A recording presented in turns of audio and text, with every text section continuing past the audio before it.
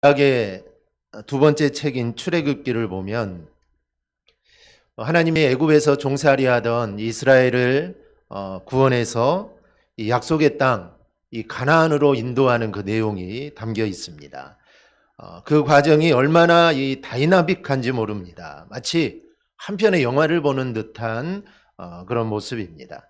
그런데 하나님께서 이 출애굽기를 통해 강조하신 것이 있습니다. 그것은 바로 이 믿음입니다.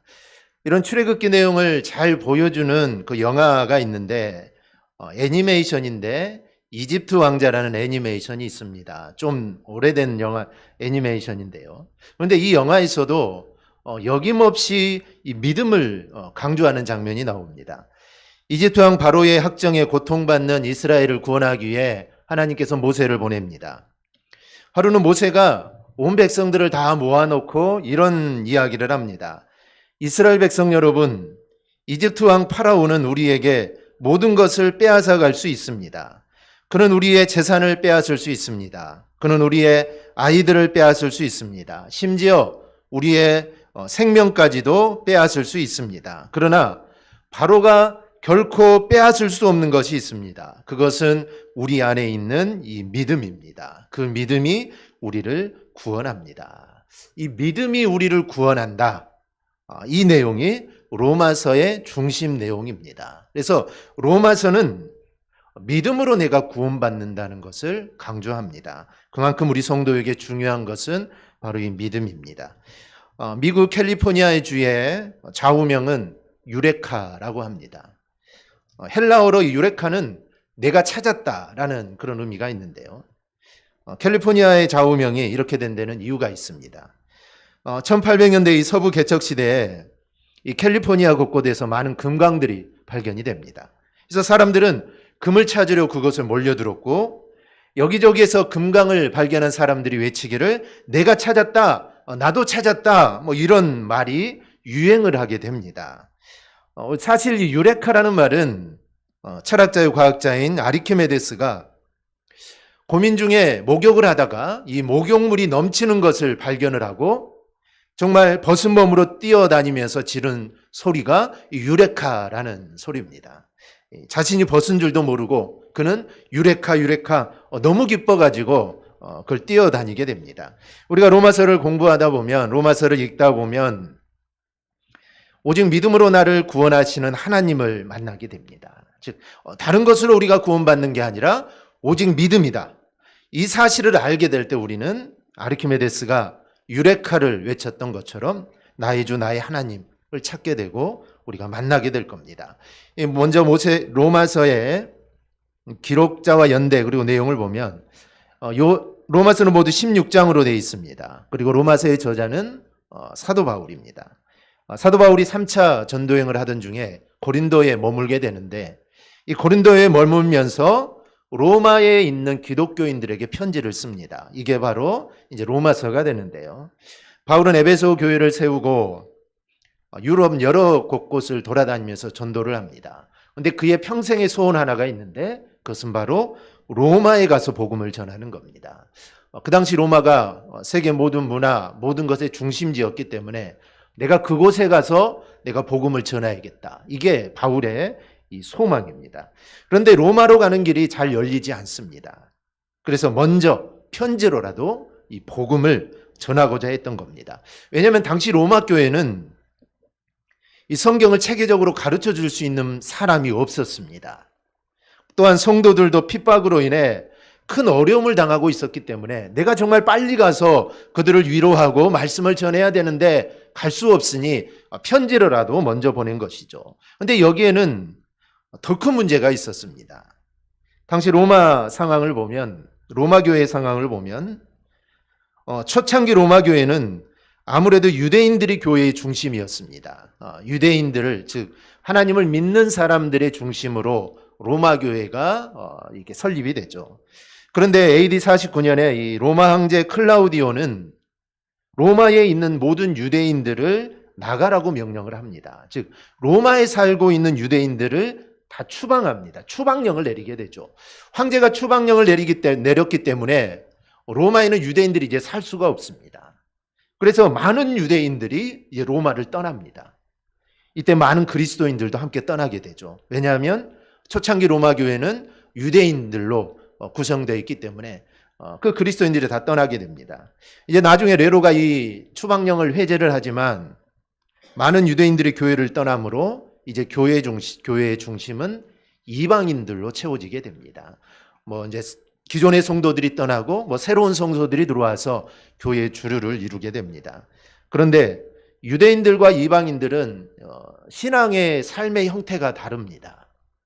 유대인들은 늘 그랬던 것처럼 예수님을 메시아로 인정하지만 여전히 율법 중수를 강조합니다. 예수님은 믿는 건 당연하지만 그리고 율법을 지켜야 된다. 십계명도 잘 지키고 구약에 나오는 율법을 잘 지켜야 된다. 이게 이제 유대인들입니다. 그런데 이방인들은 좀 자유스럽습니다. 예수를 믿기는 하지만 그 안에는 예수 믿는 성도로서의 향기는 잘 나오지 않습니다. 율법을 잘 지키면 예수 믿는 향기가 잘 나오겠죠. 왜냐하면 세상 사람들과 다른 삶을 살 수밖에 없습니다. 그런데 이방인들은 그런 건 별로 신경 쓰지 않습니다. 왜냐하면 그들은 오직 예수님을 믿음으로 구원받는다. 이것 하나만 듣고 주님을 믿기 때문입니다. 그렇기 때문에 이 삶이 잘 제대로 뒷받침해 주지 않습니다. 그래서 바울은 로마서를 통해서 유대인 신자들에게는 너희가 구원받는 것은 오직 믿음이다. 다른 율법 이런 것 지키는 것은 중요한데 이것이 너희의 구원에 아무런 영향도 없다. 오직 믿음으로 구원받는다라는 것을 강조하고, 그리고 이방인 신자들에게는 너희가 믿음을 가졌으면 거기에 합당한 삶을 살아라, 이거를 강조합니다. 그래서 이 두 가지를 로마서를 통해 이야기를 하죠. 즉 너희가 변화되었으면 변화된 자로서의 삶을 살아야 된다. 이게 로마서에 강조하는 부분입니다. 아마도 오늘날 한국교회가 세상으로부터 조롱과 비난을 당하는 가장 큰 이유는 교리 때문이 아니라 삶 때문이라는 것을 우리는 기억해야 합니다. 그러니 우리 로마서를 통해 복음이 진정으로 나의 삶을 변화시키는 그런 역사가 우리가 로마서를 통해 일어나야 합니다. 변화되지 않는 삶에는 아무런 능력도 나타나지 않기 때문입니다. 로마서는 모두 세 부분으로 나눕니다. 먼저는 로마서 1장부터 이 8장까지는 오직 사람이 의롭게 되는 것은 믿음으로 되는 원리, 이것을 강조합니다. 그러니까 사람은 오직 믿음으로 의롭게 된다라는 겁니다. 즉 바르게 살고 좋은 일을 해서 사람이 의인으로 인정받는 것이 아니라 오직 믿음으로만 의인이 된다라는 것을 강조합니다. 여기서 바울은 먼저 사람이 죄인임을 말을 합니다. 사람은 죄인이기 때문에 자기 스스로는 구원받을 수 없다라는 것이죠. 내가 의인이라고 생각한다면 내가 좀 노력해서 구원받을 수 있다라고 생각할 겁니다. 그런데 우리는 원래부터 죄인입니다. 그러니 우리는 내가 나를 구원할 수 없다는 것이죠. 그것을 말을 합니다. 그리고 한 사람을 소개하는데 바로 아브라함입니다. 아브라함도 우리가 생각할 때는 참 행함으로 구원받은 것 같지만 아니라 믿음으로 의롭게 되었다라는 것입니다. 로마서 4장 1절에 3절에서 이렇게 말합니다. 그런즉 육신으로 우리 조상인 아브라함이 무엇을 얻었다 하리요? 만일 아브라함이 행위로서 의롭다 하심을 받았으면 자랑할 것이 있으려니와 하나님 앞에서는 없느니라. 성경이 무엇을 말하느냐? 아브라함이 하나님을 믿음에 그것이 그에게 의로 여긴 바 되었느니라. 유대인들에게 아브라함은 대단한 사람입니다. 아브라함은 셋과 에노스의 믿음의 혈통을 이어받은 노아의 아들 셈 계열의 10대 손입니다. 여러분이 얼마나 자랑스러운 이 혈통입니까? 또 유대인들은 아브라함의 품에 안기는 것만으로도 구원받는다라고 생각할 만큼 아브라함을 높였습니다. 즉 내가 아브라함의 후손이면 나는 구원받는다는 것이죠. 내가 아무렇게 어떻게 살든 상관없이 내가 아브라함의 후손이면 나는 구원을 받는다. 그만큼 그들은 아브라함을 정말 위대하게 여겼습니다. 그런데 그런 아브라함이 의롭다함을 얻은 것은 그가 잘해서가 아니라 그의 행위 때문이 아니라는 겁니다. 즉 하나님이 아브라함을 경외하고 하나님 말씀에 순종, 아브라함이 얼마나 하나님 말씀에 순종했습니까? 아들을 드리기까지 순종했습니다.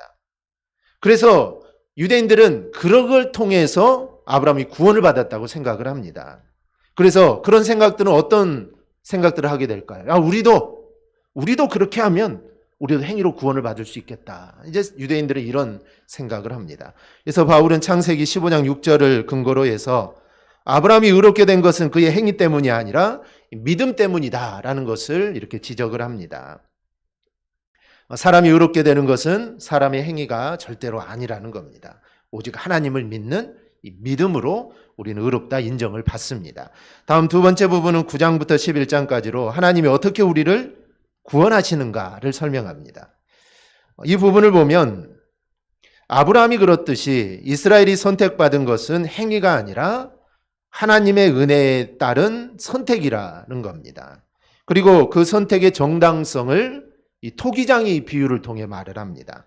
로마서 9장 21절을 보면 토기장이가 진흙 한 덩이로 하나는 귀 쓸 그릇을 하나는 천이 쓸 그릇을 만들 고난이 없느냐. 즉 토기장이는 똑같은 그릇이지만 이 그릇은 왕이 쓸 그릇으로 만들 수 있고 하나는 짐승들이 밥그릇으로 쓸 그릇을 만들 수 있습니다. 이 고난은 누구한테 있느냐? 이 고난은 토기장이에게 있는 겁니다. 토기장이가 하고 싶은 대로 하는 것입니다. 근데 이것에 대한 이제 반론을 제기하는 분들이 있습니다. 야, 하나님 마음대로냐? 야, 어떻게 그냥 하나님 마음대로 할 수 있느냐? 이렇게 이제 불평을 드러내는 사람들이 있죠. 하지만 사람의 눈으로 볼 때는 이해가 되지 않지만 이 하나님 마음대로가 맞습니다. 이것은 하나님 마음입니다. 하나님 마음대로 한 겁니다. 그렇게 하지 않으면 우리 가운데 구원을 받을 사람은 단 한 명도 없습니다. 우리는 다 지옥 가야 됩니다. 그래서 하나님 마음대로 그들 중에 일부를 구원해 주시는 것이죠. 우리가 어떤 존재인가를 우리는 보아야 합니다. 로마서 3장 10절에 12절을 보면은 우리 한번 같이 읽어볼까요? 함께 봅니다. 시작. 기록된 바 의인은 없나니 하나도 없으며 깨닫는 자도 없고 하나님을 찾는 자도 없고 다 치우쳐 함께 무익하게 되고 선을 행하는 자가 없나니 하나도 없도다. 아멘. 우리가 이런데 우리가 어떻게 구원받을 수 있겠습니까? 그래서 우리가 하는 일은 죄 짓는 일입니다. 단 0.0001%도 구원받을 수 있는 가능성이, 의롭게 될 가능성이 전혀 없습니다. 망할 가능성은 100%입니다. 그러니 하나님이 구해 주시지 않으면 안 되는 겁니다. 그리고 바울은 비록 이스라엘 사람들이 지금 예수를 배척하고 죄를 짓고 있지만 반드시 그들을 하나님이 구원하여 주실 것이다 라고 말을 합니다. 유대인들이 예수를 십자가에 못 박았고 하나님을 배척했지만 하나님은 그들을 그대로 놔두시지 않는다는 겁니다. 왜냐하면 그들은 하나님의 선택한 백성이기 때문에 언젠가 하나님은 그들을 회개시켜서 구원케 하실 겁니다. 그래서 지금 유대인들, 즉 이스라엘 유대인들이 예수님을 믿지 않지만 그들은 구약 그대로 있지만 이 언제 주님이 오시느냐 그 가운데 하나의 표지가 이스라엘이 회개입니다. 이스라엘이 회개하고 하나님께로 온전히 돌아와야 됩니다. 이게 선교사적으로 보면 지구의 마지막 날이 다가오는 하나의 조건이 됩니다. 그래서 하나님이 그들을 택했기 때문에 그들은 반드시 회개할 수밖에 없습니다. 왜냐하면 하나님은 신실하신 하나님이기 때문에 하나님이 택한 이스라엘을 그들을 멸망의 길로 놔줄 수가 절대로 없는 겁니다. 반드시 그들을 하나님은 구원해 주신다라는 것입니다. 그래서 너희 이 약속을 너희가 붙잡고 신실하게 지키며 나가야 된다라는 것이죠. 마지막 세 번째 부분은 12장에서 16장으로 그러면 너희가 믿음으로 의롭다함을 얻었는데 그럼 어떤 삶을 너희가 살아야 하는가 이 부분에 대해서 가르칩니다. 서두에서 말씀드렸던 것처럼 이방인 출신의 성도들은 구원받았다고 마음대로 살았습니다. 그래서 바울은 이거를 경계합니다. 바르게 사는 삶이 구원의 조건은 아닙니다. 그러나 구원받은 사람은 경건하게 살아야 합니다. 그리고 말씀대로 살아야 합니다. 무엇보다도 세상 사람들보다 더 바르게 살아야 합니다. 하나님의 은혜로 구원받았다면 당연히 구원받은 증거가 우리의 삶으로 나와야 합니다. 이 구원받은 증거로서의 삶을 로마서 12장 1, 2절에서는 산제사로서의 삶이라고 하는데 그러므로 형제들아, 내가 하나님의 모든 자비하심으로 너희를 권하노니 너희 몸을 하나님이 기뻐하시는 거룩한 산제물로 드리라. 이는 너희가 드릴 영적 예배니라. 너희는 이 세대를 본받지 말고 오직 마음을 새롭게 함으로 변화를 받아 하나님의 선하시고 기뻐하시고 온전하신 뜻이 무엇인지 분별하도록 하라. 이 믿음을 가진 성도가 바른 삶을 살아야 하는 이유에 대해 말씀합니다. 우리는 이 세상을 본받지 말고 마음을 새롭게 하여 변화를 받아 하나님의 선하시고 기뻐하시고 온전하신 뜻이 무엇인가를 생각하며 살아야 합니다. 그냥 무작정 살아서는 안 되고 생각을 하며 살아라라는 것입니다. 그렇게 해야 하는 이유는 이제 우리의 신분이 바뀌었기 때문입니다. 과거의 나의 신분은 죄인입니다. 죄인이라고 그렇게 하면 안 되지만 죄를 지으며 살 수밖에 없습니다. 죄인이기 때문에 죄를 지으며 삽니다. 죄를 안 지으려고 해도 안 지을 수가 없습니다. 왜냐하면 우리가 죄 아래에 있기 때문입니다. 그래서 죄인으로 있을 때는 우리가 죄를 지으며 살아갑니다. 그런데 이제 하나님의 은혜로 우리가 새 사람이 되었습니다. 예수님 사람이 되었죠. 예수님을 마음속에 모시고 살아가는 사람이 되었습니다. 그러니 믿음으로 사는 것은 이거는 당연한 겁니다.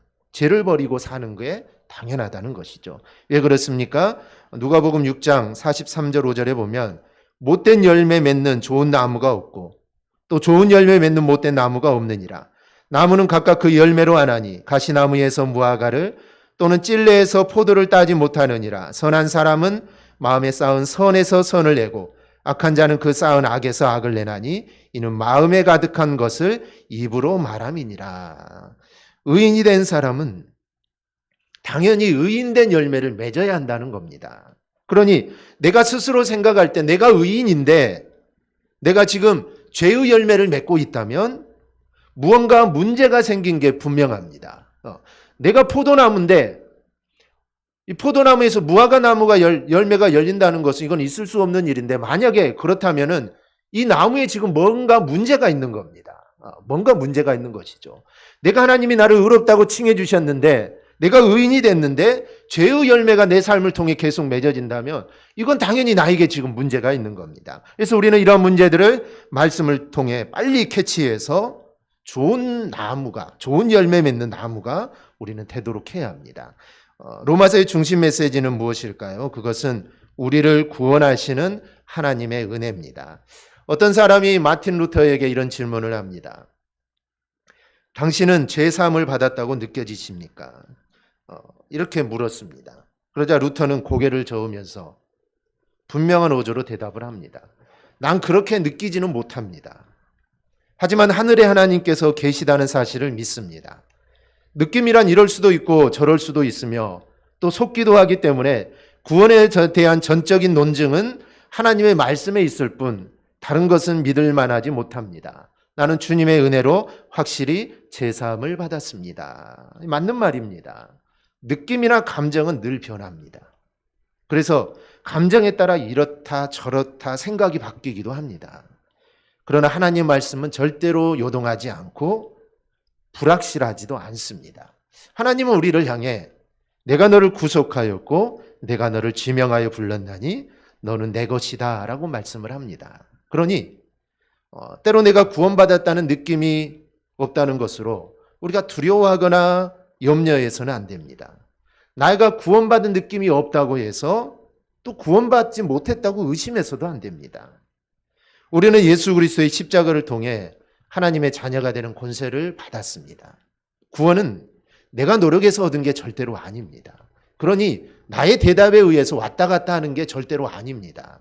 구원은 하나님이 주신 겁니다. 그러니 구원의 근거는 하나님입니다. 구원의 근거는 오직 성경 말씀에 있습니다. 내 느낌이나 내 감정에 있는 것이 절대로 아닙니다.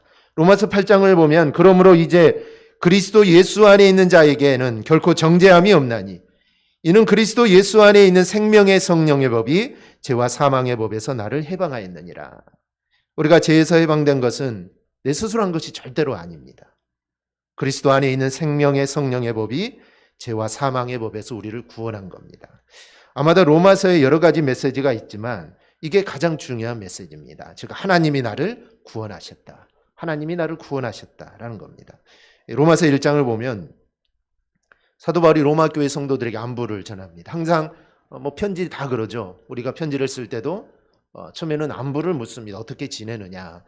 사도 바울도 편지를 쓸 때는 항상 안부를 묻습니다. 그리고 자신의 사도직에 대해 설명을 하고 안부를 묻는데요. 그리고 나서 복음에 대해 설명을 합니다. 오늘 본문입니다. 내가 복음을 부끄러워하지 아니하노니 이 복음은 모든 믿는 자에게 구원을 주시는 하나님의 능력이 됨이라. 먼저는 유대인에게요 그리고 헬라인에게로다. 복음에는 하나님의 의가 나타나서 믿음으로 믿음에 이르게 하나니 기록된 바 오직 의인은 믿음으로 말미암아 살리라 함과 같으니라. 그리고 18절은 복음이 필요한 이유를 말합니다. 인간 스스로는 그 어떤 방법으로도 하나님의 진노를 막을 방법이 없기 때문입니다. 그러면 왜 진노가 임할까요? 그것은 사람이 죄를 지었기 때문입니다. 우리 사람이 죄를 지었기 때문에 하나님의 진노가 임합니다. 사람이 어떤 죄를 지었고 그래서 사람의 상태가 어떠한지 이제 3장에서 설명을 하고 4장에서는 아브라함이 나오는데 아브라함도 율법이나 행위로 구원받은 것이 아니라 이 믿음으로 구원받았다고 말합니다. 그러면서 우리도 그리스도를 믿음으로 구원받아 하나님과 화평을 누리는 존재가 되었다라는 것을 설명을 합니다. 그리고 7장을 보면 우리의 감정, 우리의 느낌, 그리고 그 배후에 역사하는 마귀로 인해 우리는 우리의 구원을 자꾸 의심한다고 말을 합니다. 바꾸어 말하면 율법적인 신앙, 즉 율법적인 믿음이 우리를 스스로 비참하게 만듭니다. 내가 왜 이걸 못했을까? 나는 이것도 못하는 존재구나. 내 자신을 정말 비참하게 만든다는 것이죠. 이 율법적인 믿음이란 우리가 구원을 받으려면 무언가를 해야 된다는 생각입니다. 내가 구원을 받기 위해서 교회에 나와야 하고, 내가 구원을 받기 위해 헌신해야 하고, 내가 구원을 받기 위해 죄짓지 말아야 되고, 내가 구원을 받기 위해 예물도 드려야 한다라고 믿는 믿음이 바로 율법적인 믿음입니다. 물론 우리가 믿음 생활하고 헌신하며 주일에 동참해야 합니다. 그러나 그것은 절대로 내가 구원받으려고 하는 건 아닙니다. 여러분 구원받으려고 예배드립니까? 아니죠. 우리가 구원받았기에 예배드리는 것입니다. 그래서 어떤 게 먼저냐라는 것이죠. 그래서 우리는 구원받았기에 예배드리고 구원받았기에 헌신하고 구원받았기에 충성합니다. 구원받기 위해 이런 것들을 하는 것이 절대로 아닙니다. 그런데 율법적인 믿음은 이런 것들을 해야만 내가 구원을 받을 수 있다. 이게 이제 마귀가 우리한테 심어주는 그런 생각입니다. 그런데 율법적인 믿음은 이것저것을 해야 됩니다. 그래서 늘 불안하죠. 왜냐하면 구원이 내 행위에 달려있기 때문입니다.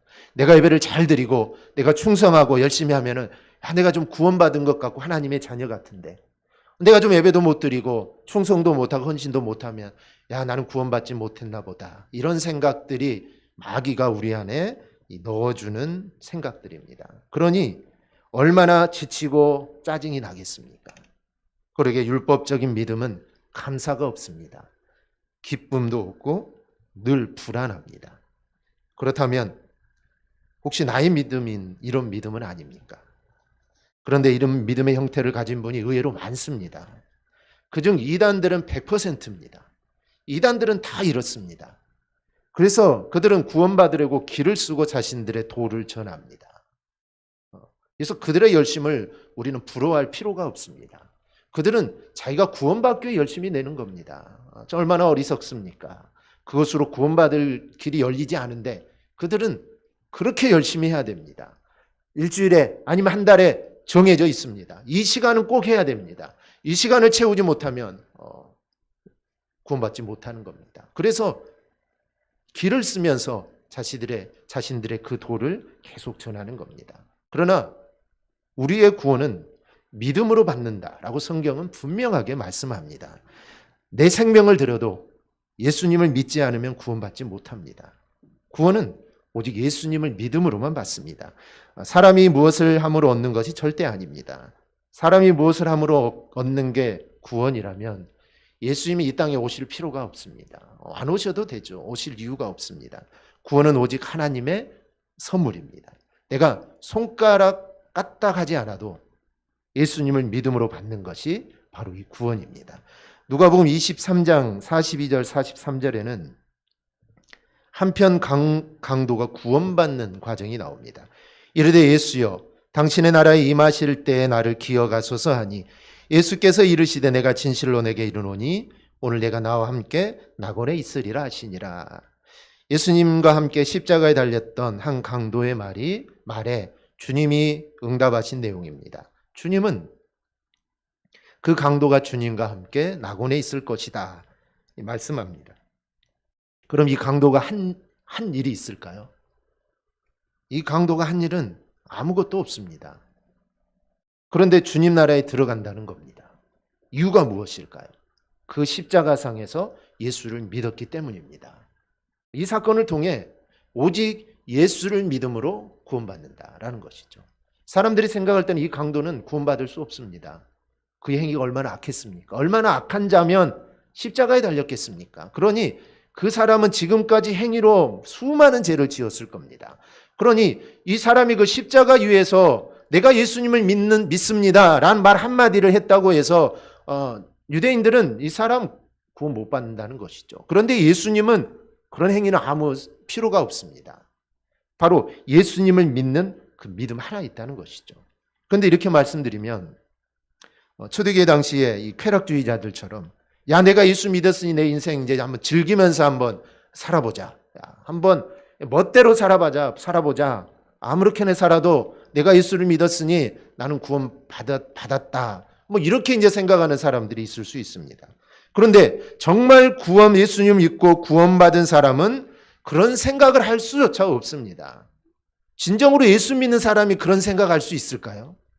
만약에 그렇게 나는 예수 믿었으니 이제 나 죄짓고 내 마음대로 살아야겠다라고 생각이 든다면 그 사람은 진짜로 주님을 믿는 사람이 아닙니다. 진짜 주님을 믿는 사람은 그렇게 살지 않습니다. 주님은 열매로 그 사람을 알 수 있다 하셨기 때문입니다. 마음에 주님을 믿는 사람이라면 어떻게 살까요?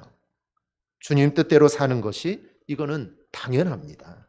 그런데 주님을 믿는다고 하면서 자기 마음대로 산다면 이런 사람은 생각으로만 주님을 믿을 뿐이지 실제로는 주님을 온전히 믿지는 않은 겁니다. 그래서 열매를 보아 안다라는 것입니다. 로마서의 가장 중심적인 메시지는 우리가 하나님의 은혜, 즉 믿음으로 구원받는다라는 겁니다. 그리고 믿음으로 의롭게 된다라는 것이죠.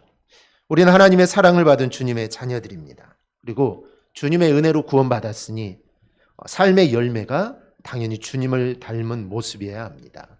우리는 주님의 제자라고 우리가 말하지 않습니까? 그러면 주님의 그런 모습들이 우리의 삶을 통해 그래도 좀 나타나야 합니다. 오늘 말씀을 듣는 우리 모두 정말 나에게 믿음을 주셔서 내가 나를 구원해 주신 하나님께 우리가 늘 먼저 감사하고 그리고 우리의 삶의 열매로 하나님께 영광 올려드리는 우리 성도들이 되기를 주님의 이름으로 축원합니다. 아멘. 기도하겠습니다.